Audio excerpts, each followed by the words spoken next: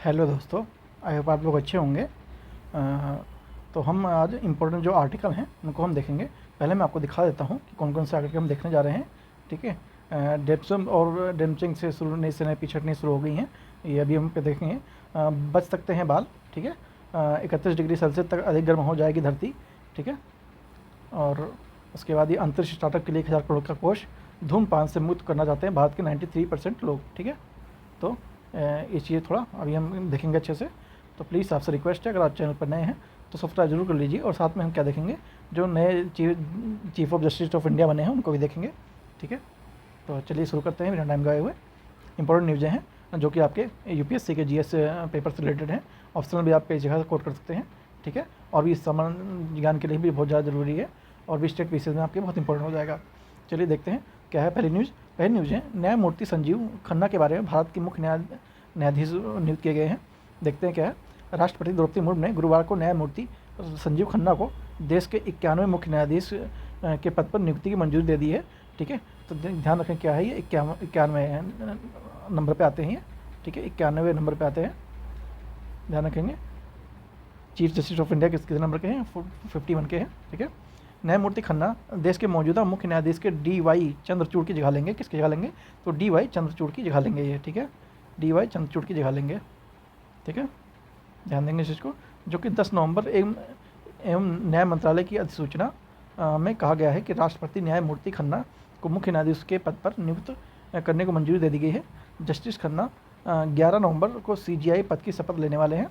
ठीक है, जो आगामी नवंबर का माह है उसमें शपथ लेंगे। सीजीआई चंद्रचूड़ ने जस्टिस खन्ना को उत्तराधिकारी घोषित कर दिया है। ठीक है, उसके बाद जो दूसरी न्यूज़ क्या है, जैसे कि आप लोग को पता है कजान में क्या बोलते हैं, अभी ये ब्रिक्स समिट की मीटिंग हुई है, तो उसमें जो चीन के राष्ट्रपति और जो भारत के प्रधानमंत्री हैं उनकी मुलाकात हुई है। तो उससे बहुत सारे समझौते हुए हैं। ठीक है, बॉर्डर को लेकर। तो उस सिलसिले में ये न्यूज़ है। ठीक है, भारत और चीन के बीच समझौते का ऐलान सकारात्मक माहौल बना रहा है। ठीक है, डेपसांग और डैम चौक से सेनाएं पीछे हटनी शुरू कर दिया गया है। अभी देखते हैं, यहाँ देखते हैं दोनों देशों की सेनाओं ने एक सेकंड पेज को चेंज करते हैं। हाँ, दोनों देशों की सेनाओं ने अपने कुछ अस्थायी ढांचों को नष्ट किया है। ठीक है, उसके बाद 31 अक्टूबर को हुई थी सहमति की घोषणा। ठीक है, 5 वर्ष के बाद शी जिनपिंग मोदी जी की पर वार्ता होती है। उसके बाद ये 2 सप्ताह में पीछे हटने के कार्यक्रम को पूरा कर लिया जाएगा। ठीक है दोस्तों, तो ये रहा बहुत इंपॉर्टेंट न्यूज़ है, जो कि 2020 में गलवान जो वैली में घटना हुई थी उसको लेकर बहुत ज़्यादा विवाद चल रहा था अभी। ठीक है, तो देखते हैं और आगे क्या है।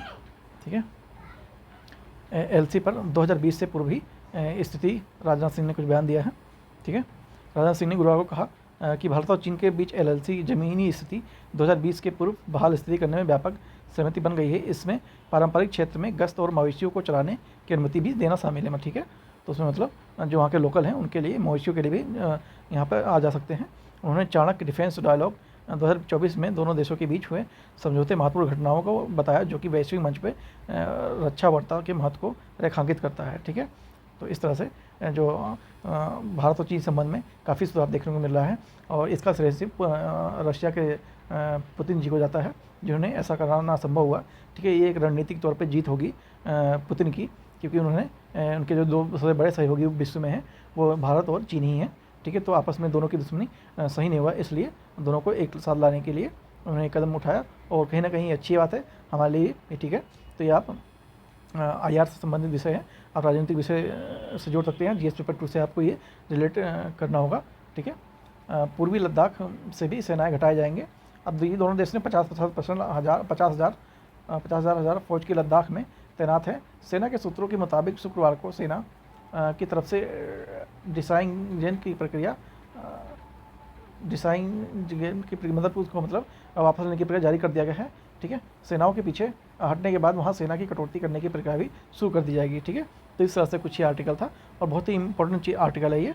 ठीक है, पेपर के लिहाज से बहुत इंपॉर्टेंट है, तो प्लीज़ ध्यान देंगे। और एक न्यूज़ और है, ये देखिए, जैसे कि अभी परसों ये मतलब हमला हुआ था सेना के काफिले पे। गुलमर्ग से सेना के वाहन पर हमला हुआ, जिसमें 2 शहीद हो गए थे। जो 2 सिपाही हैं हमारे भारत के, वो शहीद हो चुके हैं। ठीक है, तो ये बहुत ही दुखद घटना है। देखते हैं, चीन के साथ ALC में शांति की पहल के बीच जम्मू कश्मीर में गुरुवार को आतंकी हमला होता है। गुलमर्ग में देर शाम को वाहन पर हुए आतंकी हमले में 2 जवान शहीद हो गए। हमले में सेना के 2 पोर्टर की भी मौत हो गई। पोर्टर सेना की मदद के लिए होते हैं। ठीक है, पोर्टर मतलब जो आम नागरिक होते हैं उनको पोर्टर कहते हैं, जो कि सेना की हेल्प के लिए मौजूद होते हैं। तो जो आतंकी हैं उनको भी गोली मार दी, क्योंकि वो सेना के लिए काम कर रहे थे या सेना के सहयोग कर रहे थे। तो इसलिए मतलब 2 जवान और 2 जो सिविलियन हैं उनकी यहाँ पे मौत हुई है इस हमले में। सेना के अधिकारियों के अनुसार नागिन पोस्ट के ऑफिस बूटा पथरी में आतंकियों ने सेना के वाहन पर गोलीबारी की। इस घटना के बाद सुरक्षा बलों ने पूरे इलाके को घेर लिया है और आतंकियों की तलाश अभियान चलाया जा रहा है। उत्तरी सेना के commander lieutenant general MK Suchindra Kumar ने गुरुवार को दिन में कश्मीर घाटी की सुरक्षा स्थिति के समीक्षा के बलों को सतर्क रहने की लिए भी कहा है। मतलब ठीक है, तो ये बहुत ही बुरी बात है, बहुत ही निंदनीय है कि आतंकियों ने हमला किया और हमारे 2 जवान हमने खो दिए अपने देश के। ठीक है, लेकिन अब इनके लिए भी उपाय हो रहा होगा, ऐसी बात नहीं है। आपको बहुत जल्दी सुनने में आएगा कि जो आतंकी ने हमला किया था उनको एलिमिनेट कर दिया गया है। ठीक है, बाकी अगर आप उसकी PDF चाहें तो आप टेलीग्राम से आइए, जुड़िए, वहाँ पे आपको उसकी PDF मिल जाएगी। ठीक है, चलिए आगे चलते हैं। और प्लीज़ अगर आप चैनल पर नए हैं तो सब्सक्राइब जरूर कर लीजिए और बेल आइकन को प्रेस करना बिल्कुल ना भूलें। ऐसे ही आपको डेली एडिटोरियल मिलता रहेगा, जिससे कि आपको बहुत सारी चीज़ें पता होंगी और आप पेपर अच्छा से लिख सकते हैं। उसके बाद देखते हैं, जो जनरली आप लोग देखे होंगे कि कई लोगों के बाल झड़ चुके हैं या झड़ रहे हैं। ठीक है, तो इस को लेकर कुछ आर्टिकल है, देखते हैं क्या है। गंजापन एक बीमारी है जो बीमारी भी नहीं है। ठीक है, तो ये एक बीमारी है लेकिन जो बीमारी भी नहीं है, मगर करोड़ों लोगों ने इसे जूझ रहे हैं। आपने देखा होगा, जो आपके आसपास में अगर 10 लोग में से कम उसमें से 8 या 9 लोगों के बाल झड़ने की समस्या होती है। ठीक है, समय के साथ साथ कई नए कारण भी अब गंजेपन की वजह बन रहे हैं। ये इसके इलाज और नक्शों की कमी नहीं है, तो फिर एक सटीक उपचार की गारंटी मिलना कठिन है। ज़रूरी बातें जानने के लिए क्या है भी देखते हैं यहाँ पे। ठीक है, इसका मेन चीज़ कारण क्या होता है। ठीक है, तो कारण क्या हो जाता है इसका, पहला तो एक आनुवंशिकता होता है। ठीक है, जेनेटिकल होता है। दूसरा इसका हार्मोन असंतुलन के कारण हो जाता है। और दूसरा जो तनाव लेते हैं, जिसे टेंशन कहते हैं आप लोग हिंदी में, उसके कारण भी हो जाता है। साथ में पोषण की जो कमी होती है उससे भी इसकी प्रॉब्लम हो सकती है। और कोविड-19 में भी इसका संक्रमण की दरों में बढ़ोतरी देखी गई है। ठीक है, और कुछ दवाएं होती हैं जिनके साइड इफ़ेक्ट होते हैं, तो उनसे भी गंजेफिर के शिकार होने की संभावना रहती है। उसके बाद जो स्वास्थ्य समस्याएँ हैं उनसे भी इसकी प्रॉब्लम हो सकती है इसको। और साथ में ख़राब जीवन शैली से तात्पर्य ये है कि आप लोग जो एक बायोलॉजिकल क्लॉक होती है बॉडी की, उसको फॉलो नहीं कर पाते। ठीक है, जैसे कि जनरली 10 बजे तक सो जाना चाहिए, लेकिन आप लोग सोते कब हो, 1 बजे, 2 बजे। अधिकतर लोग तो, बहुत सारे लोग 3 बजे भी सोते होंगे, कोई 4 बजे सोता होगा। तो ऐसे में जो बायोलॉजिकल क्लॉक है तो वो उसको मतलब गलत हो जाती है। तो उस वजह से भी ये जो होता है जीवन शैली, ये खान पीन, जैसे आपको खाना चाहिए अच्छी, जो हेल्थ के लिए अच्छा हो वो, लेकिन आप खाते क्या हैं, चाउमीन, मोमोस या फिर और जो फास्ट फूड हैं वो खाते हैं। ठीक है, तो इस प्रकार से ये सारी जीवन शैली प्रभाव डालती है। और पोषण की कमी इससे भी हो जाता है। ठीक है, और बहुत सारे ऐसे कारण हैं। ठीक है, अब देखते हैं इसको कैसे हम बचा सकते हैं। ठीक है, मैं पूरा आर्टिकल नहीं पढ़ रहा हूँ एक वर्ड, वरना वीडियो बहुत लंबी हो जाएगी। इसी आर्टिकल में 15-20 मिनट लग जाएंगे। ठीक है, आप प्लीज़ टेलीग्राम से जुड़िए, वहाँ से इसकी PDF लीजिए, एक बार खुद पढ़िएगा, क्योंकि बहुत इंपॉर्टेंट मुद्दा है। ठीक है, बहुत ही इंपॉर्टेंट मुद्दा है ये, क्योंकि सबके इसके पास शिकार हैं कहीं ना कहीं इस चीज़ का। ठीक है, उपचार के तरीके क्या हो सकते हैं एक बार देख लेते हैं। ठीक है, इससे रिलेटेड कुछ दवाएँ आती हैं, उसका यूज़ कर सकते हैं हम। ठीक है, उसके बाद हेयर ट्रांसप्लांट सर्जरी व फ्लोक्यूलर यूनिट ट्रांसप्लांट भी कर सकते हैं, मतलब सर्जरी भी कर सकते हैं या फिर ट्रांसप्लांट भी करा सकते हैं। प्लेटलेस रिक्त प्लाज्मा थेरेपी ले सकते हैं। ठीक है, प्लेट जो रिक्त प्लाज्मा थेरेपी है उसका यूज़ कर सकते हैं। उसके बाद क्या कर सकते हैं, लो लेवल लेजर थेरेपी ले सकते हैं। ठीक है, हेयर ड्राई किलिंग और स्टेम सेल थेरेपी ले सकते हैं। विग एंड हेयर सिस्टम लगा सकते हैं। विग जैसे आप विग लगाते हैं, विग जैसे विग कहते हैं, जो नकली बाल जैसे कहते हैं, जनरली आपने टीवी में देखा होगा। ठीक है, हर्बल एंड प्राकृतिक उपचार भी ले सकते हैं, बहुत सारे हर्बल और प्राकृतिक उपचार होते हैं। उसके बाद मेसोथेरेपी भी ले सकते हैं। ठीक है, तो ये सभी कुछ इस तरीके से थोड़ा बहुत उपचार किया जा सकता है। ठीक है, उसके बाद क्या और भी है, 1-2 खास उत्पाद बहुत सारे होते हैं, उनके यूज़ कर सकते हैं, तो उससे थोड़ा कम हो जाएगा। उसके बाद ग्रोथ फैक्टर जो कॉन्सेंट्रेट जो GAF करते हैं उससे भी इसका इलाज कर सकते हैं, ठीक है। मतलब जो भी इलाज हैं वो आपको बहुत क्रिटिकली और मतलब थोड़े महंगे हैं, ठीक है। तो इससे अच्छा है कि आप अपने हेल्थ पे ध्यान दीजिए, तो इससे बाल झड़ने की समस्या कम से कम होगी, ठीक है। कुल मिला के बात ये है, और इसके लिए अगर उपचार में जाएंगे तो उपचार आपको बहुत महंगा और किफ़ायती पड़ेगा। इससे अच्छा है आप जीवन शैली बदलें और सही से जीवन का आनंद लें और जो पर्सनल स्तर है उसको इम्प्रूव करें, ठीक है। कुल मिला के बात ये है। तो इस आर्टिकल का सारा यही था। बाकी चलते हैं नेक्स्ट। और आपने सब्सक्राइब नहीं किया है तो प्लीज़ बेल आइकन को जरूर दबाएं, ठीक है। अब देखते हैं इन्वायरमेंट से रिलेटेड। 3.1 डिग्री सेल्सियस तक अधिक गर्म हो सकती है जाएगी धरती, ठीक है। क्या है, बहुत इंपॉर्टेंट चीज़ें हैं इन्वायरमेंट से, प्राइवेट आप इसकी डाटा कोट कर सकते हैं। संयुक्त राष्ट्र की रिपोर्ट ने चेताया है कि जो अजरबैजान में होने वाली COP29 की रणनीति बनाने की अपील की गई है, ठीक है। अगर सरकारें कार्रवाई नहीं करती हैं तो 2100 आते तक धरती 3.1 डिग्री सेल्सियस तक अधिक गर्म हो जाएगा। मतलब जो 2100 साल आएगा, 2100 साल आएगा, उसमें डिग्री बहुत गर्म हो जाने हैं, 3.1 डिग्री बढ़ जाएगा, ठीक है। 3.1 डिग्री मतलब 1 डिग्री का मतलब होता है कि ये 10 गुना बढ़ा है, ठीक है। तो इस तरह से जानेंगे, ये नहीं कि 3 डिग्री बढ़ गया क्या है, कुछ नहीं है, ऐसा नहीं है। 3 डिग्री का मतलब है कि वो 300 गुना बढ़ गया है, ठीक है। तो इस तरह से आप ध्यान देंगे इस चीज़ को। यह आंकड़ा लगभग 1 दशक पहले वृद्धि और सहमति आंकड़ों के अनुसार दोगुने अधिक की जानकारी बृहस्पतिवार को संयुक्त राष्ट्र की वार्षिक रिपोर्ट में सामने आती है। जलवायु परिवर्तन से निपटने के लिए जो सरकार ने वादा किया था वो वादा पूरा होते हुए नहीं दिखाई पड़ रहा है। रिपोर्ट में क्या कहना है कि जो 2015 में सरकारें अपने पेरिस समझौते पर हस्ताक्षर किए थे उसको प्रभाव मतलब हुआ है लेकिन कम हुआ है, ठीक है। उसका 1.5 डिग्री की वार्मिंग की स्थिति निर्धारित की गई थी। लेकिन जो राष्ट्रीय महासचिव एंटोनियो गुटेरेस है उन्होंने बृहस्पतिवार को एक भाषण में बोला कि जो लड़खड़ाते एक रस्सी चल रहे थे वो नेता उत्सर्जन अंतर में पाट देंगे, मतलब कि वो कर नहीं पाएंगे उसको और उसमें उत्सर्जन में कर रहे हैं। और जो जलवायु में आपदा में फंस जाते हैं उनको कहना है कि 2020 और 23 के बीच जो वैश्विक ग्रीन हाउस गैस का जो बढ़ोतरी थी वो 1.3% से बढ़कर 57.1 गीगाटन हो चुकी है। तो इससे जो आने वाला समय है 2100 तक पृथ्वी का जो तापमान है वो काफ़ी बढ़ने की संभावनाएं हैं, ठीक है। ये संभावनाएं जताई जा रही हैं। 2023 में 6.1 बढ़ा भारत का उत्सर्जन, कार्बन डाइऑक्साइड में 3% योगदान रहा, ठीक है। तो ये भारत की कुछ 2023 में भारत में ग्रीन हाउस गैस की मात्रा 6.1% बढ़ी, जो कि वैश्विक उत्सर्जन का 8% है, ठीक है। लेकिन वैश्विक कार्बन डाइऑक्साइड उत्सर्जन से देश का योगदान रहा केवल 3% है। भारत की प्रति उत्सर्जन व्यक्ति आय 2.9 टन CO2 है, जो कि वैश्विक समेत 6.6 CO2 से काफ़ी कम है, ठीक है। तो मतलब भारत की स्थिति में कोई ज़्यादा बढ़ोतरी नहीं है, बल्कि और कमी है। बाकी जो और देश हैं USA हो गया, ठीक है, ब्रिटेन हो गया, इन सब में ज़्यादा इसका वो चीज़ें करते हैं, ठीक है। G20 सदस्य नहीं बना बहुत प्रतियोगी प्रगति, ठीक है।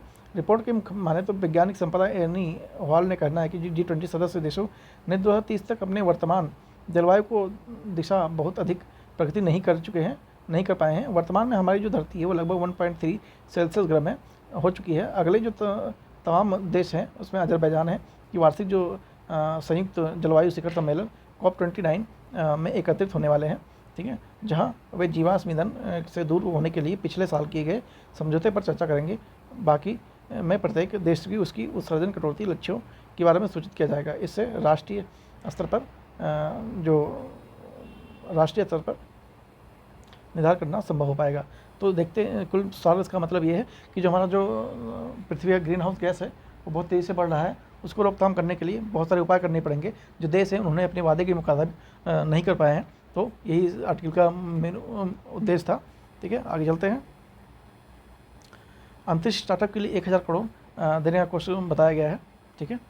बाकी इसको डिटेल में पढ़ना हो तो आप PDF से पढ़ सकते हैं। कुल मिला के केंद्रीय मंत्री तथा प्रधानमंत्री अश्विनी वैष्णव ने बोला है कि 2030 तक 2025-26 के लिए 150 करोड़ रुपए, उसके अगले 3 वर्षों के लिए 200-250 करोड़ 250 करोड़ रुपए, 2029 के लिए 30 के लिए 100 करोड़ रुपए की व्यवस्था कराने जा रही है अंतरिक्ष स्टार्टअप के लिए, ठीक है। अंतरिक्ष में भारत का नेतृत्व मजबूत होगा, अमित शाह ने कहना है। ये अमित शाह ने कहा, केंद्रीय मंत्री अमित शाह ने गुरुवार को कहा, केंद्रीय कैबिनेट द्वारा अनुमोदन उद्यम पूंजी कोष मौजूदा कंपनियों के विकास को बढ़ावा देते हुए निवेशकों को आकर्षित करने के अंतरिक्ष में भारत के नेतृत्व का मजबूत करेगा। शाह ने एवं लिखा कोष स्थापित करने का निर्णय लेकर हमें अंतरिक्ष क्षेत्र में विकास की नई दिशा दिखाई है। ठीक है, तो कुल मिला के अंतरिक्ष को लेकर भारत बहुत ही ज़्यादा कॉन्शियस है, वो उस पर बहुत सारा काम कर रहा है।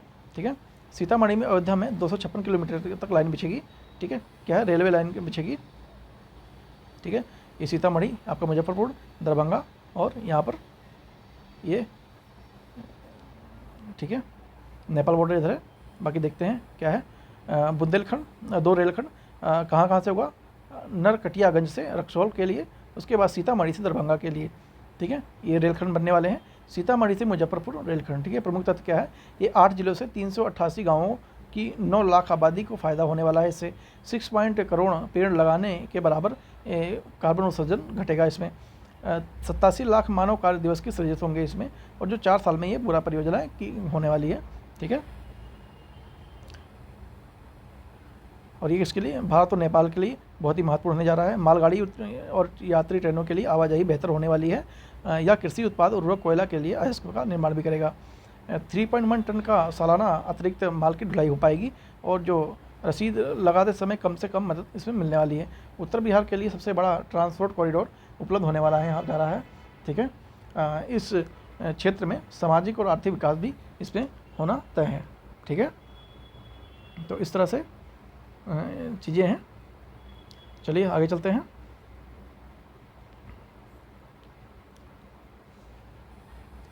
उसके बाद धूम्रपान से मुक्त करना चाहता है भारत। ठीक है, कौन चाहता है, 93% लोग भारत के ये चीज़ चाहते हैं कि जो भारत है वो 93 से धूम्रपान से मतलब आज़ाद हो जाए, लेकिन फिर भी वो लोग करते हैं। ठीक है, फिर भी वो लोग करते हैं। एक सर्वेक्षण में 93% लोगों ने भारत में सार्वजनिक स्थानों की पूरी धूम्रपान मुक्त बनाने का समर्थन किया, जबकि 97% रेलवे स्टेशन के तहत हवाई अड्डों को पूरा करने का भी तरह धूम्रपान मुक्त घोषित करने की वकालत की जाती है। नागरिक केंद्र के पहले तंबाकू मुक्त भारत के तहत हाल ही में कराए गए सर्वेक्षण 65,000 से अधिक प्रक्रियाएं प्राप्त हुई हैं। सर्वेक्षण में भारतीयों के बीच धूम्रपान हानिकारक प्रभाव के बारे में चिंता का उजागर किया है। यह सर्वेक्षण पता चलता है कि आश्चर्यजनक रूप से 92.72% उदारता सार्वजनिक स्थानों में पूरी तरह धूम्रपान मुक्त करने के पक्ष में है।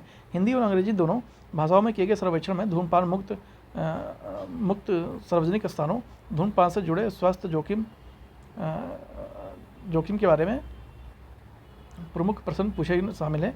ठीक, कुल मिला के एक सर्वेक्षण किया गया है जिसमें सारा इसका ये है कि 93% जो 100 में से 93% लोग ये परसेंटेज में है। ठीक है, वो लोग चाहते हैं कि जो भारत है वो धूम्रपान मुक्त हो जाए। ठीक है, लेकिन फिर भी वो पीते हैं। ठीक है, तो इस तरह से इसका कुल मिला के सार ये था। ठीक है दोस्तों, तो अब ये हमारा आर्टिकल ख़त्म हो चुका है, और नहीं है अभी है। ठीक है, अभी एक आर्टिकल और बचा, 2 बचे हैं। ठीक है, हाँ करते हैं, अभी इसको भी कंप्लीट करते हैं। ठीक है, तो देखते हैं नेक्स्ट आर्टिकल अपना। AI जो मशीनें हैं वो बताएंगे कितनी रहेगी उपज। ठीक है, अब AI काफ़ी एडवांस होने वाला है। ठीक है, उसके लिए किसानों के लिए एक वरदान साबित होने वाला है। ठीक है, न्यू टेक्निक आ गई हैं। देखते हैं, अयोध्या में उनकी फसल का सटीक भविष्यवाणी आर्टिफिशियल इंटेलिजेंस द्वारा एक मशीन करके बताएगी। ठीक है, वैज्ञानिकों की एक टीम ने ऐसी एक मशीन बना लिया है। ठीक है, जो best device for crop health monitoring का नाम दिया गया है। उससे वो डिजाइन पेटेंट मिल गया है। ठीक है, आचार्य नरेंद्र कृषि प्रौद्योगिकी संस्थान विश्वविद्यालय ने एक्सपर्ट ने प्रोफेसर मेहता ने ये सारी जानकारी महीनों के अंतर्गत रंग लाई है। उन्होंने काफ़ी मेहनत किया है, तो ये काफ़ी अच्छी बात है जो कि किसानों के लिए बहुत हेल्पफुल होगी। आने वाले टाइम में हो सकता है किसानों को जो AI का भी मदद मिले, और वो अपनी जो उत्पादकता है उसमें ज़्यादा चीज़ें कर पाएंगे उत्पादक में। ठीक है, और अपनी कमाई बढ़ा सकें। ठीक है, कुल मिला के बात इसमें यही थी। ठीक है, AI मशीन कैसे काम करेगी। ठीक है, टीम में 6 वैज्ञानिक होंगे। ठीक है, तो ये सारी चीज़ें आप पढ़ सकते हैं। ठीक है, PDF से पढ़ देंगे, बाकी जो इम्पोर्टेंट हमने बता दिया। ठीक है, लापरवाही से बढ़ती है दिल के जोखिम। ठीक है, आप लोगों ने देखा होगा कि बहुत सारी चीज़ें हैं जो कि हार्ट अटैक आप देखे होंगे कि बहुत सारे लोग हैं वो नाचते नाचते गिर जाते हैं, या फिर बैठे बैठे ऐसे गिर जाते हैं, तो हार्ट अटैक उनको आ जाता है। ठीक है, क्यों होता है हार्ट अटैक, उसको जानेंगे। बहुत ही ज़्यादा है, देख सकते हैं 2 दशक में हृदय रोगों के मामले काफ़ी बढ़ोतरी हुई है। हाल के वर्षों में जो युवा है उनको असर बढ़ रहा है। विवाह के समारोह में नाचते न गाते युवकों की अचानक मौत हो जाती है, ये चिंता के विषय में डाल रही है। ठीक है,